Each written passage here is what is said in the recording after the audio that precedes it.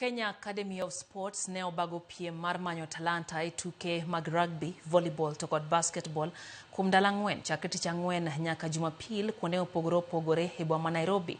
Piem makamano moyudre kod skunde mokalo 30. Jotugo ma ok tin 600 e tuke mag nyiri kod yawuowi ma higi ok okalo 20 notemo nyiso nyalo margi ka gitemo mako wenge weg nyasi. E tuke mag basketball mane timre e skul ma Hospital Hill, jotugo mopogore no nyiso lony margi ka migawo ma tuke to lero ni chenro makamano ni kod gombo mar fwenyo, rito kendo dongo talanta duto e pacho ka.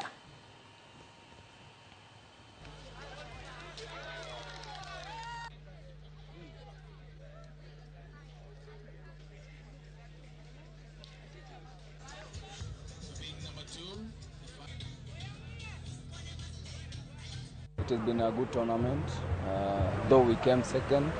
Last year we came second, but it's been good, better than last year. We have improved a lot.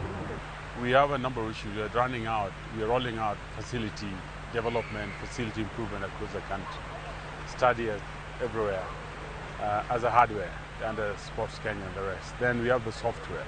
So Kenya Academy of Sports is in charge of software. What is the software? Software is the skill, upskilling of coaches, and again rolling out that program. The talent identification and nurturing. You know, sports has become so scientific.